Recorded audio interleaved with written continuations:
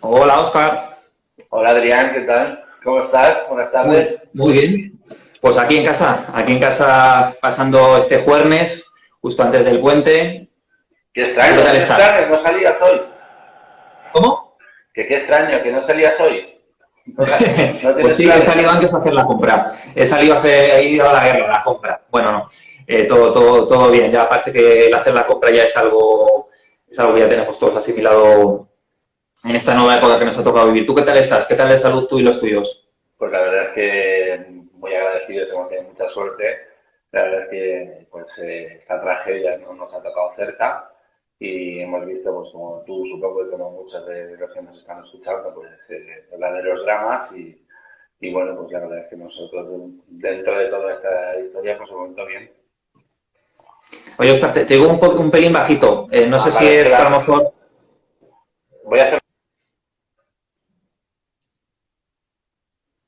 se ha cortado, no sé, bueno, mientras se vuelve a la conexión con Oscar, pues retomamos la charla con él para seguir hablando del...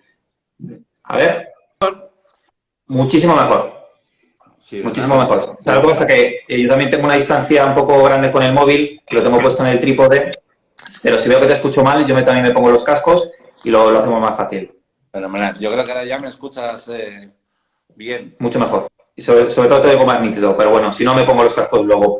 Que, Oscar, me alegro que estés bien, que estéis bien también. En los tuyos, obviamente estás en casa, por aquí por Madrid, ¿verdad? Pues la verdad es que yo tengo la suerte de tener la oficina muy cerca de mi casa y me pillas en la oficina, porque Ah, tienes poco. salto, tengo pocos metros. No puedo decir a cuántos metros tengo la oficina de mi casa, pero poco. Otro privilegio Oye, importante, ¿sabes? Otro privilegio. ¿Tú qué ¿qué tal? estás haciendo en tu tiempo libre durante estas semanas que llevamos ya de confinamiento? Pues yo no sé como tú, pero yo creo que que muchos, yo te diría afortunadamente, estamos trabajando más que nunca, de verdad. Esto de estamos 11 horas al día en vídeo conectados, saltas de una y me tengo que ir a otra y no sé qué, está todo el mundo, pues obviamente con esta ansiedad de querer hacer cosas y de trabajar muchísimo y la verdad. Y es que además, como estamos en casa y está formando, pues oye, de repente, hoy qué día es, hoy es sábado, y de repente te das cuenta de que estás en el mismo formato que 5 días anteriores. Yo creo que eso le está pasando a mucha gente. Uh -huh. Entonces no te da mucho tiempo para darle al tema virtual. Lo voy preguntando a todos los pilotos que van pasando por esos directos, pero es verdad que no te he visto nunca en redes sociales publicar cosas de carreras virtuales. No sé si le das mucho al asunto. Bueno, la verdad es que yo en el mundo virtual soy bastante malo, entonces me gustaría, voy a intentar probar, ¿sabes? Pero tengo un problema que es de donde tengo mi hermano que está fuera de... Mi hermano está en Santiago de Chile y él tenía un volante y un simulador bastante bueno y me lo ha dejado y mis hijos están jugando con él, pero justo está en una parte de la casa que por unas razones no llega a la cobertura de internet, entonces hace imposible que podamos conectarnos online y medirnos. Ya. Pero vamos, que el otro día, como tú, estuve viendo la subida encuesta y el nivel que hay en todos los sim racing y me quedé completamente alucinado. Así que, bueno, yo iría a un sim racing cuando por lo menos me vea que puedo estar ahí en los tiempos. Cuando me haya medido yo en casa y diga, bueno, pues ahora yo creo que ya es el momento de salir. Yo lo Sí, haré porque además muchos pilotos están aprovechando la coyuntura para introducirse en este nuevo mundo. y bueno, y vamos a descubrir que aquí es mucho más difícil destacar porque, claro, yo siempre he dicho que cuando vas al mundo de los coches, pues oye, te crees bueno, pero en el fondo estamos en un deporte que tampoco compites con tanta gente, ¿no? Entonces, pues sí, es muy bueno, es un tal, pero ¿de cuántos? No, a mí me alucinan esos que son muy buenos de 1000 o de 2000. Y en los simulaciones donde de repente, ¿sabes? Hay tanta gente que, oye, pues mira, ser de los buenos es muy complicado. Oscar, ¿qué tal va la lesión de que tuviste el año pasado y con la que arrastraste de alguna manera al Dakar?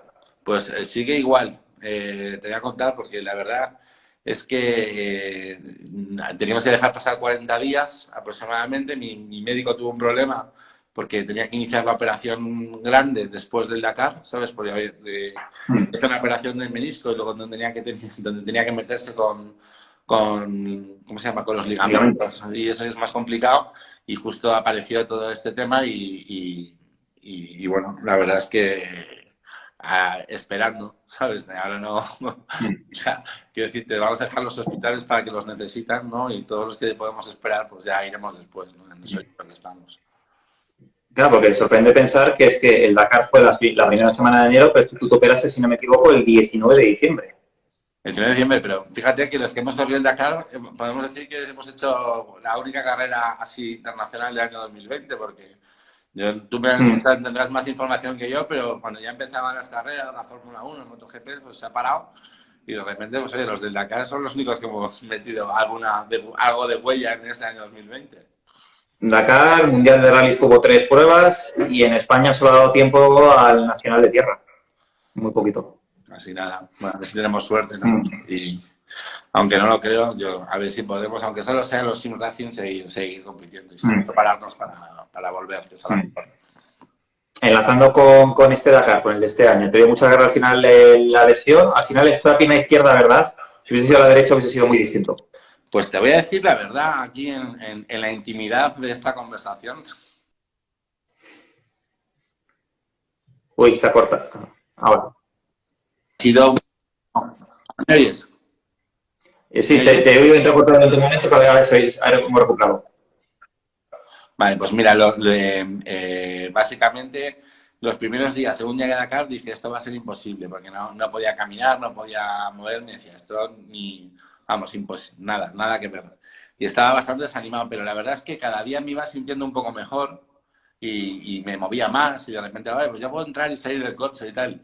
Y entonces yo creo que eso hace que vayas un poco más hacia adelante y si te digo la verdad, me costaba mucho cuando llevaba muchas horas, pero por la razón que sea, simplemente por la flexión de la articulación cuando estás montando el coche, no tenía demasiados problemas para ejercer bastante fuerza en el freno y tal, y entonces, oye, es verdad que luego cuando me bajaba del coche lo pasaba mal, pero si te soy sincero, por la mañana me sentía como un campeón. Lo pasaba mal al bajarme y a subirme. ¿Y sabes dónde lo pasé fatal? En el podio de salida. En el podio de salida. Claro, porque el podio de salida tú es el único sitio en el rally que eres consciente de que te están grabando y de que eso es un evento internacional y que, oye, pues de alguna forma, claro. No todo el mundo, pero aquellos que te conocen están esperando ahí hora y media para cuando sales en el podio y que te vean, ¿no? Entonces yo decía, yo aquí no quiero hacer el ridículo. Entonces, ¿cómo entrabas y salías del coche? Es que, claro, yo es que tardaba un montón en salir del coche. Decía, voy a subir el coche ahí arriba y voy a tardar media hora en salir del coche. Esto no puede ser. Y entonces, ¿y Diego qué hace? Y en la cola decía, tío, yo no sé si ensayar la entrada y la salida del coche. Fíjate, qué tensión, ¿no? O sea, como... Bueno, total, que yo creo que entré y salí y dije, como que había pasado lo más... No sé, había pasado algo como complicado. Fíjate que es rara, ¿no? pero...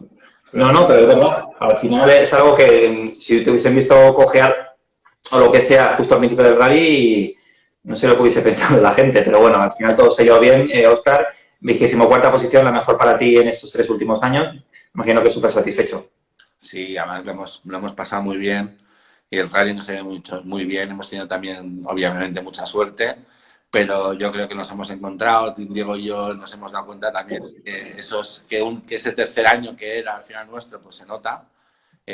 Nos entendíamos mucho mejor en el coche, todo lo que habíamos hecho en Marruecos de repente afloraba y joder, pues la verdad es que nos hemos divertido mucho y hemos corrido, te digo, de verdad, hemos corrido mucho hasta el último día, hasta los últimos 100 metros, porque como es un rally tan raro, mira, en la última etapa que tú lo sabes bien, creo que estábamos el 25, pero había gente cerca que estaba en 26, 27, 28, incluso Nani, que como sabes había penalizado y había perdido, pues había estado recuperando posiciones, quedaban 160 kilómetros y no me acuerdo si había como 5 o 6 minutos de diferencia. Entonces yo decía, joder, aquí... Entonces tenías una dicotomía, todo el mundo, no, acaba, solo queda un día, esto está fenomenal, 25, entre los 25 primeros, es una cifra que vende mucho y tal.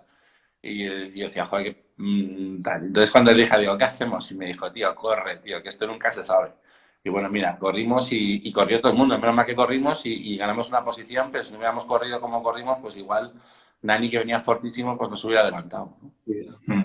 Sí, y la mejor muestra de que habéis corrido mucho es que tú ves la tabla que hay en la web del Dakar de posiciones de etapa y de la general, y es que habéis estado en el top 30, todas menos la primera, que al final la primera es de aclimatación, y creo que incluso la primera estuviste el 33, 34, o sea, que es que habéis estado Es que sabes arriba muy siempre. sabes lo que pasó en las primeras etapas, que es que cuando salías atrás salías muy penalizado porque había muchísimo polvo, entonces hasta cerca del kilómetro 100 y largo no te podías plantear adelantar al de adelante, entonces claro, salíamos todos muy, ¿sabes? En función de donde te había dado la organización que salía. Yo me había quejado mucho de que no había prólogo, ¿sabes? Que llevan 3 años sin hacer una prólogo y que, bueno, al final la prólogo pues te define dónde sales. Y bueno, claro, era diferente porque en los 2 años que se hizo en Perú salías en la arena y en la arena, sinceramente, te daba igual dónde salir porque si ibas más rápido, pues adelantabas a los coches de delante, no había polvo y era fácil adelantar, pero aquí empezamos salimos en cañones y cañones de pista y vamos, no sé cómo decirte, que había momentos que íbamos a 20 y a 30 por hora porque no veíamos. Entonces, claro, pues imagínate una caravana a lo mejor de 20 o 30 coches a la misma velocidad y eso era muy complicado. Entonces ahí dijimos, bueno, paciencia, tenemos que esperar, cada vez intentar ir un poco más para adelante y así pasó. Pero muy contentos, porque incluso hubo parciales o días que se hacían 2 tramos, etcétera, y nos vimos en muchas ocasiones nos vimos entre los 15 primeros. Entonces, bueno, luego, claro, cambia, pero la verdad es que eso te anima muchísimo y dices, bueno, yo aquí tengo que seguir como soy. ¿Qué habría pasado en esa primera semana si hubieseis corrido como la segunda del año pasado, sin el parabrisas? Pues la verdad es que aquí hubiéramos pasado mucho frío, porque se ha pasado frío, tú lo sabes bien. Yo creo que ha sido una de las claves, ¿no? Cuando te dicen, bueno, pero este Dakar ha sido más duro, tal. Yo creo que lo que ha marcado la dureza es que aquí la temperatura era completamente diferente a la que hemos vivido en Perú o en Bolivia estos años anteriores. Y aquí hacía frío. Entonces, claro, cuando hace frío, pues la verdad es que vas bastante mejor. No te cansas tanto y vas bien. De hecho, había veces que teníamos que cerrar la ventana. Y yo, joder, obviamente, sabes que estoy pasado de kilitos, siempre paso calor, ¿sabes? Entonces, aquí había habido, joder, tengo que cerrar la ventana, que vaya por Dios. Sí, lo de la temperatura es algo que también Carlos también lo ha valorado mucho. Pero en general, ¿te ha gustado el nuevo Dakar en Arabia? No solo por el tema de la temperatura, sino todo. Sí, la gente que tiene más experiencia, ¿no? Como Fogg y yo qué sé, y el propio Manolo Plaza y tal, que ya han vivido tantos Dakares, pues tienen más para comparar. Yo te comparo con lo que he vivido. Y claro, veníamos de Perú, que a mí no me gustaba nada, la verdad, porque eran muchas dunas y aquí ha habido un poco de todo. Ha habido pistas rápidas, pista lenta, ha habido piedras, ha habido arena. Bueno, pues un poco yo creo que un Dakar tiene que tener un poco de todas las condiciones de off-road. Básicamente, lo que no recuerdo es que ha habido barro, pero alguna zona incluso había húmeda. Bueno, pues joder, pues esto se agradece. Y sobre todo una carrera en la que esa polivalencia hace que unos momentos te vayan mejor, otros te vayan peor, pero que puedas aprender de todos. El año pasado con tanta duna fue muy complicado. Muy complicado. Y aparte acordaros que en Perú había muchísimos agujeros y hubo muchos accidentes que no se pueden evitar. Porque de repente tú salías una duna, te encontrabas un agujero y entrabas en el coche y ahí te has quedado. Y le pasó a Peter Hansel, bueno, le pasó al propio Nani y Alex se rompió una costilla, creo que fue, y tal. Ahí se ha vuelto a bloquear. Esto sí, Vamos, se ha vuelto a bloquear. Justo. Oscar, ¿qué ha sido lo que más y lo que menos te ha gustado de este Dakar? Bueno, a mí el running en general me ha gustado muchísimo. Por eso, en la parte negativa, pues que hemos pasado de que había mucha gente a que no hubiese nadie, ¿no? La verdad es que yo también lo entiendo, es la primera vez que un país como Arabia Saudí hace un evento de estas características y lo que nos dimos cuenta es que cuando, por ejemplo, llegabas a Perú o llegabas a Argentina, había muchísima comunicación interna de que el rally estaba allí. Y de repente cuando llegabas a Arabia, llegabas a Riyadh, y es que ni un cartel de que se celebraba el Dakar. O sea, que vimos un cartel en el aeropuerto, en el camino del aeropuerto y nada más. O sea, de repente la gente preguntaba, pero es que ¿esto qué es? No, el Dakar. O sea, eso no había pasado nunca. Y eso fue la diferencia de algo que puedo decir que no me gustara. También lo puedo entender, ¿eh? Lo puedo entender porque la organización y el país querían tener todo muy controlado y probablemente el público del propio país, ¿sabes? Lo habían considerado irrelevante para sus objetivos. Y que nadie me entienda mal, ¿eh? Que nadie me entienda mal. Y segundo, bueno, yo creo que el recorrido ha sido espectacular. Es un país que no te puedes imaginar de lo que tiene, los contrastes, unos sitios espectaculares de bonitos, o sea, por donde hemos pasado. Yo creo además, como yo creo que todos han dicho lo mismo, ¿no? Yo creo que es tan grande y tiene tantos sitios que hay rally de sobra, porque pasas por sitios que verdaderamente no ha pasado nadie. Y bueno, la verdad es que yo encantado. Y luego otra cosa importante tiene que ver con el horario, ¿no? O sea, para los que salimos de Europa y para vosotros los propios medios, un rally que tiene una hora de diferencia, pues era muy fácil de seguir. Y de hecho yo creo que la gente lo echaba de menos. En Perú de repente, pues el que se acostaba tarde tenía la noción de lo que había pasado, pero las noticias llegaban al día siguiente y bueno, aquí casi estabais radiando el rally en directo, ¿no? Y luego, bueno, la presencia de Alonso ha sido espectacular también. Que ha hecho Sí, nosotros a la mediodía, había días que a las 12 ya teníamos para publicar la crónica. Le íbamos actualizando según iba llegando pilotos como tú, como Isidre, como Cristina, que llegaron un poquito más tarde que Carlos, pero es verdad que ese factor es muy importante. Y también, y yo creo que a vosotros os ha favorecido porque tienes un copilotazo, como Diego Vallejo, el tema de los roadbooks, que este año has empezado a entregar en algunas etapas, justo antes de la etapa, me imagino que os habrá venido muy bien para marcar diferencia respecto a los que no tienen un copiloto tan bueno y que podrían hacer un poco de trampas. Sin duda, ¿eh? Sin duda. Yo creo que es un formato o sea, es un formato que ha llegado para quedarse. Creo que tiene todo el sentido. Creo que yo siempre he dicho que esta es una carrera que la gana el copiloto. Es verdad que también la puede perder. Diego ha hecho un trabajo que no te puedes imaginar, o sea, cuando ves las penalizaciones, etcétera, o la claridad, bueno, lo increíble como lo ha hecho. También te digo que, y yo creo que esto lo hemos comentado tú y yo, es que el copiloto tiene que la labor de navegar, pero es que si el piloto se le pone más fácil o más difícil, el propio piloto tiene más fácil o más difícil. O sea, que diga, bueno, el copiloto se ha perdido. Bueno, tío, habéis perdido los dos. Porque, claro, yo te pongo un ejemplo, ¿no? Yo el primer año, y eso yo creo que le ocurre a mucha gente, le iba pidiendo rumbo a Diego todo el rato. ¿Y ahora dónde? ¿Y ahora para dónde? Y te decía, pero tío, que acabo de subir y bajar 3 dunas. Te has movido para la izquierda, para la derecha. Yo voy mirando para abajo. ¿Cómo que para dónde? Si estoy más perdido que tú. O sea, tú sabes lo que te quiero decir. O sea, el piloto, además de conducir, tiene que saber. Yo eso lo he aprendido en estos años. Y no el primer año. Porque incluso lo que aprendes en los rides, en este caso para mí, de Campeonato de España, no te valen. O sea, tienes que decir, es hacia allá. Entonces tienes que empezar a saber navegar y no estar totalmente pidiendo información. Oye, ¿tu copy te ha dicho para allá? Pues para allá. Y tú sigues y tienes que saber cuántos kilómetros has hecho, cuántos metros has hecho, si te has desviado más o te has desviado menos. Y la verdad es que eso también suma. Los 3 Dakares que has corrido, los 3 que los has terminado con San John, han sido totalmente diferentes. El primero fue una mezcla de países, de terrenos, ¿no? Una semana en Perú con más dunas, luego Bolivia, luego Argentina. El anterior, el año pasado, fue todo Perú, todo dunas, y un terreno nuevo. ¿Qué has aprendido en este último? Si tuvieses que comparar los 3 de las sensaciones que te ha dejado cada uno. Bueno, a mí este es el que más me ha gustado. Pero me ha gustado por muchas cosas. Me ha gustado porque no hemos tenido problemas mecánicos. Y cuando tienes un problema mecánico, pues lo arrastras. La verdad es que nosotros hemos tenido tonterías. Y los otros rallies habíamos sufrido mucho. Habíamos tenido problemas de parar, una caja de cambios, etcétera, que ya son cosas con las que tienes que lidiar en esta carrera. Pero bueno, no es lo mismo, ¿no? Llevas 5 días y te ves ahí, de repente pues te quedas descolgado por problema mecánico, pues ya sales atrás, eso ya es confiado. Bueno, eso es lo que aprendes también en el rally. Yo creo que cada vez que lo haces, pues tienes más experiencia.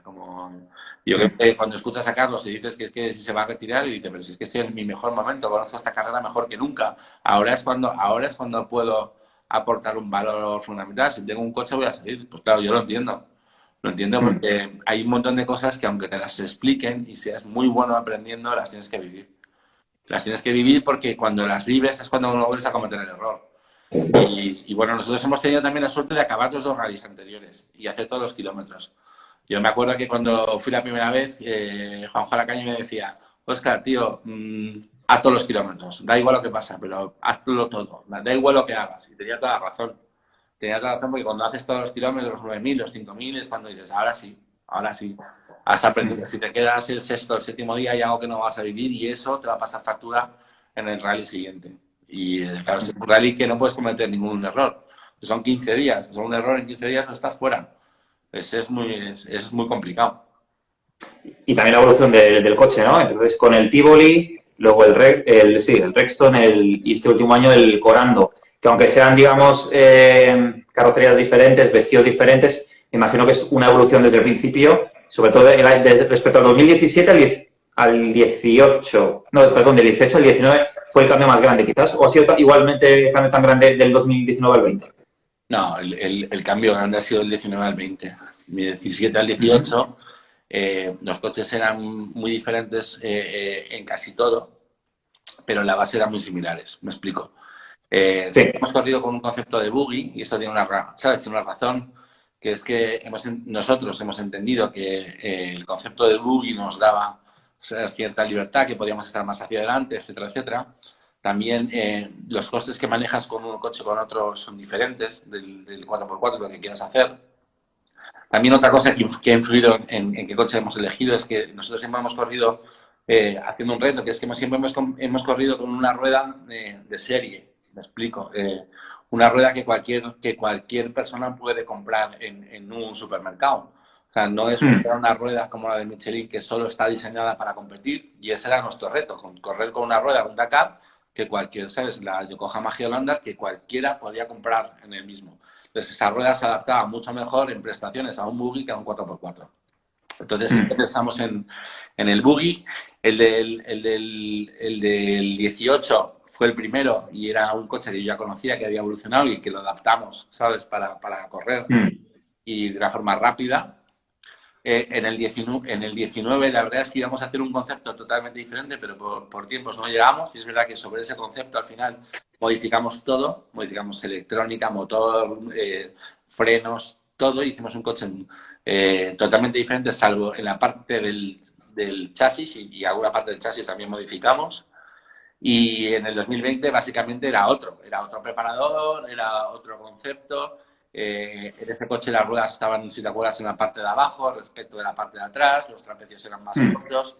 Era un coche mucho más polivalente. Yo te diría que el coche que usábamos sin desmerecer a ninguno, el coche que usábamos en el 18 y el 19 era un coche más con un concepto americano, ¿sabes? Que iba muy bien en baches porque tenía casi todo el peso atrás, etcétera, etcétera. Y la verdad es que a una persona como yo, que no tenía mucha experiencia en la arena, un coche como este y la rueda me ayudó muchísimo, porque era relativamente fácil de conducir, entre comillas, tenía sus cosas, pero en las pistas, y por ejemplo, tampoco perdía mucho tiempo, ¿no? Era como ese concepto, claro, era un concepto para ir siempre por encima de 100. Cuando ibas en curvas cortas, pues le contaba mucho entrar en el morro, etcétera, etcétera, y era complicado. El coche de este año era mucho más polivalente. Iba bien en todo. Iba bien en la arena, iba bien en las pistas, iba bien en lo roto. Íbamos más altos, teníamos mayor visibilidad, también era más cómodo. Y bueno, yo creo que eso se ha notado, ¿no? Hacer previsiones de aquí al año que viene es muy complicado, ¿no? Porque además los presupuestos siempre son muy justos y con la situación que estamos viviendo ahora, pues habrá que ver cómo evoluciona el sector y demás, pero bueno, yo te lo tengo que preguntar. ¿Cómo ves este año? Bueno, a ver, yo creo que está todo el mundo preguntando si se hace el rally o no se hace el rally. Obviamente el organizador, en este caso, está mandando mensajes de que no hay problema. Hoy llegado al último, ¿sabes? Unas declaraciones de Casterá de que parece que el rally se hace. En mi deseo es que el rally se haga y obviamente desde el punto de vista de los tiempos, pues el que más fácil lo tiene porque es el que queda más, ¿no? Es decir, pues ahora abril hasta enero, pero la realidad es otra, es que el rally se empieza a preparar, básicamente se empieza a cerrar en mayo, junio, julio. Y bueno, que te voy a contar, no está el tema como para, ¿sabes? Como para hablarle de presupuestos del Dakar, ¿no? Es muy complicado porque al final, pues como cualquier prueba internacional, los presupuestos son altos. Y ahora, pues, a ver, yo creo que las empresas y los organismos pues tienen otras preocupaciones de entender si va a haber una proyección de su imagen en un Dakar 2020. O sea, te lo digo con toda la claridad. Pero vamos, si los que nos están oyendo, imagínate quién de ellos recibiría ahora un dossier súper bien hecho, con un retorno brutal y decir, pero si es que Mira, aunque me apetezca, si es que mira la que tengo, una empresa también, fijaros la cantidad de empresas que están con ERTES, pues aunque entiendan que el motorsport es una inversión, pues a veces es políticamente incorrecto. Si recordemos a Honda. Honda se fue de la Fórmula 1 con el mejor coche, un coche que el año siguiente, pintado de blanco, ganó, pero decían los responsables de Honda, bueno, pero es que si estoy cerrando fábricas, no puedo estar en Fórmula 1, ¿sabes? Aunque haya hecho la inversión. Y a veces ese tipo de cosas pesan un montón. Y luego vamos a ver qué pasa con el propio virus este cabrón, que ya sabes. Oye, Lo tuvisteis ahí, ¿no? En el Dakar hubo gente que no está confirmado, pero se cuenta que estuvo por allí pululando. Mira, yo he sido de los afortunados que he podido hacer los test y me ha dado negativo. O sea, desgraciadamente no lo he pasado. Me hubiera encantado haberlo pasado y ya olvidarme Y ser inmune ya. y pensar que tenía cierta inmunidad, aunque todo esto evoluciona, pero no lo sé. Es verdad que ahí hubo, y te voy a decir una cosa que yo apostaba con Diego, porque Diego todas las mañanas tosía un montón. Entonces a la vuelta con este run de si había el COVID en el este, yo decía, yo todas las mañanas le decía, a Diego tosiendo le decía, estás mucho mejor de lo tuyo, ¿no? O sea, como de broma. Y sí, porque no paraba de toser toda la mañana. Y decía, tío, esa tos tal. Y entonces me decía, bueno, está claro, porque hay una cosa clara. O sea, si esto era contagioso y yo me he pasado después de. Y Diego hubiera estado contagiado en el Dakar, yo lo había cogido seguro, porque no sé cómo decirte, no se trata de. O sea, de la distancia, se trata de que lo compartes todo, el camelback, todo. O sea, para decirte todo. Entonces, y cuando le dije, verás, Diego, me acabo de hacer los test, me contesta mañana. Digo, que no. Le llamé y dije, tío, tenía razón, negativo.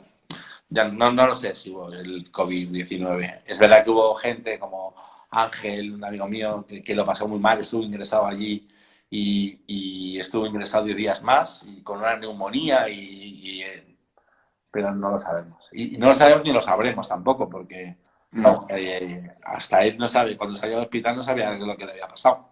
Pues hoy eso está fatal. Y bueno, yo creo que eso pasa con este tema, que todavía no conocemos todo y no sabemos si lo hemos pasado o no pasado. Pero que desgraciadamente no lo he pasado ni en el Dakar. Si en el Dakar había el virus, pues había un virus de la gripe seguro. Si era el COVID, yo no lo sé, pero había gente mala, un montón. Pero claro, es que es enero, ¿sabes? Eso es solo. Sí. Es que justamente viendo cómo venía todo de China a finales del año pasado, es más que probable, pero bueno.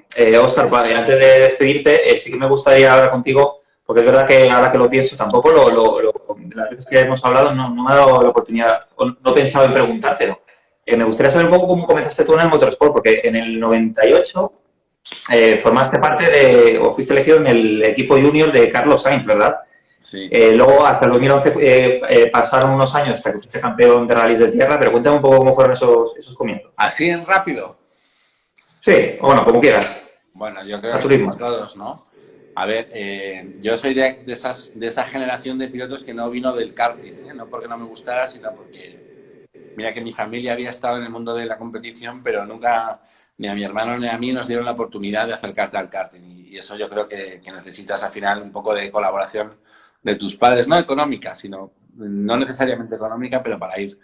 Pero es verdad que mi hermano y yo y los que nos rodeaban, pues éramos pirados de los coches. Empezamos primero con las motos, yendo a las tandas aquellas con 16 y 17 años, preparando Vespinos y luego aquellas motos del 75. Y la verdad es que en cuanto a mi hermano se sacó el carnet, porque mi hermano es mayor que yo, aunque lo niegue,